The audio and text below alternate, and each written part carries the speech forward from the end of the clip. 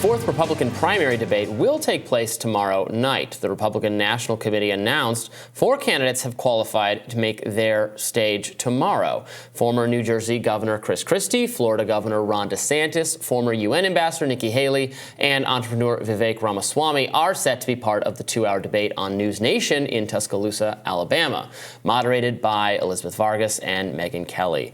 Now, in conversation with News Nation's Chris Cuomo, 2024 GOP nominee Ramaswamy discussed his intentions for tomorrow's debate. My main focus is actually going to be to show everybody that I'm able to speak the truth and answer the questions that come from the moderators. I do think that Elizabeth and Megyn are good choices as moderators based on what I know about them and see them as journalists. So I'm hopeful that we can have an even higher quality debate than we've been able to have so far in the RNC hosted debates so far. So my strategy is going to be answer the questions, be transparent, speak the truth. Still, within a minute and a half, you're not going to be able to go into great policy depth. People can look at my longer speeches for that. But people do need to be able to understand whether a candidate's being transparent with them or whether they're dancing around issues to avoid talking about it. Here's a flashback. Former Fox News host Tucker Carlson weighed in on one of the Republican politicians who, in his belief, should not be running the country. Let's watch. I'll never forget it as long as I live. And then she said, in order for healing to occur, what happens next must be personal and painful for everyone. I thought, really, why is that? And of course, what happened next was personal and painful for everyone. Our cities burned down and a lot of people died. And I thought, why should what happened between a cop and George Floyd outside a convenience store in Minneapolis be personal and painful to anybody else? What are you even talking about? Oh, you have no idea what you're talking about. You're trying to please the people whose opinions you actually care about at the New York Times. That's just true. Doesn't mean she's a bad person. I don't think she is a bad person. I've always liked Nikki Haley. She was right here. I tell her to her face, I like you. Don't want you in charge of anything. Because the second things get intense, the second the other side really unleashes and starts yelling so loudly that you can't think clearly. A recent News Nation Decision Desk HQ News poll found that 60% of Republicans would support former President Donald Trump in the GOP primary, who has signaled that he will not participate in tomorrow's debate and will instead take part in a Fox News town hall hosted by Sean Hannity tonight. That same poll found that about 11% of Republicans said they would support Ron DeSantis if the primary were held today. 10% are going for Nikki Haley, 6% in support of Ramaswamy, and 3% for Christie. So Christie is probably going to be the next shoe to drop, or domino to fall, et cetera.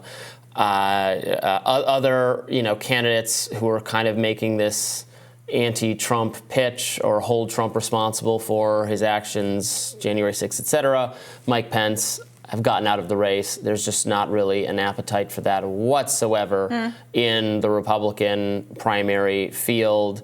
So I would expect a Christie departure. For the other 3 candidates have some support. Obviously, it's nowhere near the support Donald Trump has, but Nikki Haley represents neoconservatism. She comes across as the most moderate on a lot of issues. She's very well spoken. I think there's a lot about her that is theoretically attractive to the kind of moderate, independent swing voters Republicans need to win. At the same time, she is by far the most extreme on foreign policy, and extreme in a direction that, frankly, the Republican Party and Republican primary voters have rebelled against and moved against. So that makes her a very complicated figure at best. Unpopular also for a lot of the reasons perhaps that Tucker Carlson was getting into there.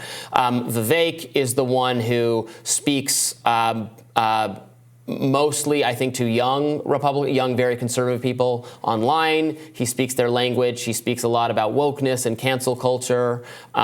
He's been really successful and savvy in the kind of podcast race situation and has gotten a lot of attention for himself, and also has a lot of detractors because of his abrasive style, but also has a base of support.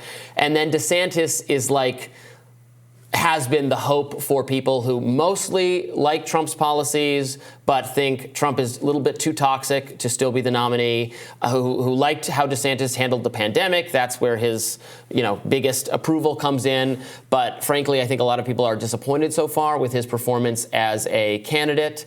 So that's the stakes. Those are the three potential non-Trump people. Yeah. So, your characterization of Ramaswamy is what it is, but looking at the actual polls, it doesn't seem like all the attention he garners at these various debates, positive or negative, seem to have been benefiting him in the least. He's way down from a one-time high of close to 10% and has been hovering around the 5% mark for a really long time now. If you look on the other side of the aisle, candidates like Marianne Williamson have been at over twice that and gotten not nearly as much media attention, probably because Democrats aren't having a primary, but still have been broadly ignored by the same media institutions that will give someone like Ramaswamy ample interviews, town halls, and the like. At a certain point, I think one does have to ask how much of his appeal really is online. How much of it caters to journalists who are also online, and we tend to be more focused on what people are tweeting and how viral their clips go, and how much penetration into the actual American mind space he really does have. Now, DeSantis similarly has been on a big downward trajectory, obviously. I'm looking at this 538 average polling, and I don't ever remember him being as high as 35%, but that's what it's looking like here. Obviously, now he's down around 13%. And the only person who has an upward trajectory who's not named Donald Trump is Nikki Haley at 10.5%, which probably explains why she has gotten this recent Koch brother support and cash hand over fist to try to do a big ad push in some of these crucial early states. She does seem to be the contender to watch for if you want an alternative to Trump, regardless of where your politics fall. I wanted to ask you what you make of Tucker Carlson's choice to focus in on Nikki Haley in that clip. Is it because potentially she is the rising threat of this crew? And what do you make of that specific criticism on her remarks after, I believe he was referencing her remarks after George Floyd was killed? I mean, she is not, for the reasons that Tucker described there, for both the foreign policy and there's a perception that she's willing to, that she's courting elite media or even mainstream media attention and approval by making statements that are not necessarily themselves offensive, but are like telling mainstream people, liberals even, what they want to hear. So it's like, I can be an acceptable Republican because I'll say all the things you want me to hear. And to a lot of conservatives, that's like if you're willing to, you care more about their support than our support. Is that what you're saying? That's a view of her. That's been the view of her candidacy for forever. Is that what he was pointing to there? When she, in the wake of a man being literally murdered on camera by a police officer, that went viral, I think, because most people think it's pretty unconscionable to have a knee on somebody's neck for almost 10 minutes and snuff them out on their news feed, saying a statement along the lines of how this is like a personal moment, a painful moment, a moment of reckoning and consideration as the then governor of a state with a large black population who might feel particularly concerned about police violence. Is that pandering, or is that kind of the job of leadership to be sensitive to the emotional needs of the communities that you represent?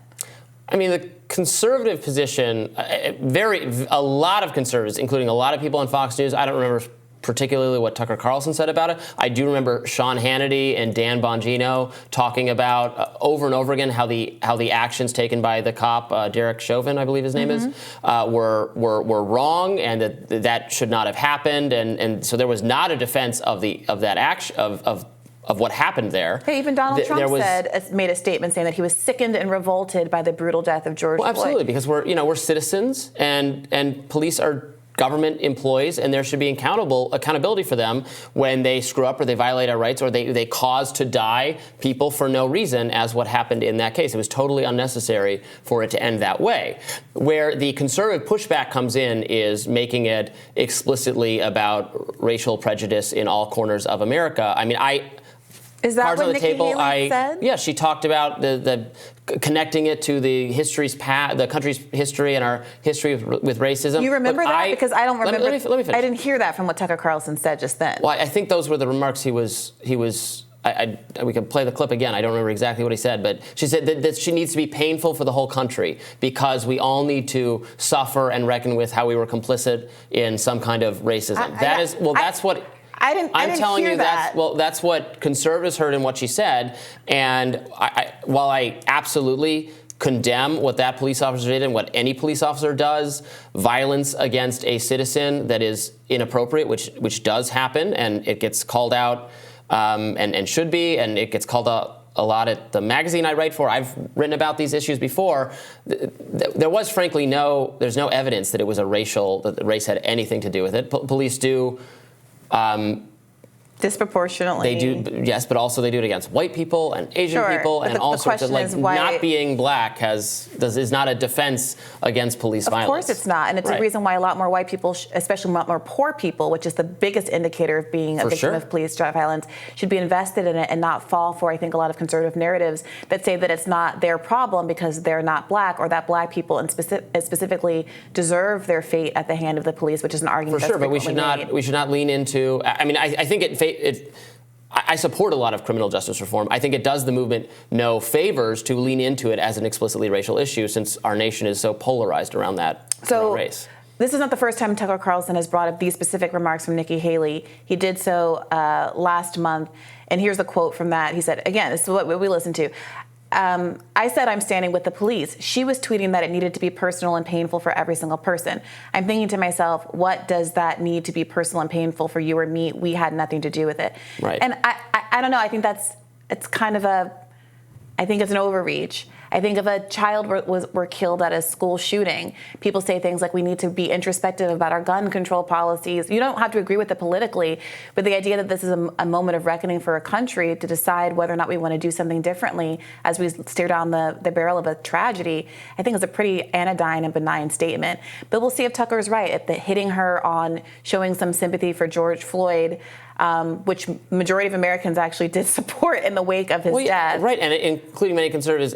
I think Tucker and for fairness, the right would dispute that characterization. It's not because she showed sympathy for George Floyd. It's because she leaned into the collective guilt of the country for its racial sins in the past. That's what was heard by conservatives, and that's why a lot of them don't like her. More Rising right after this.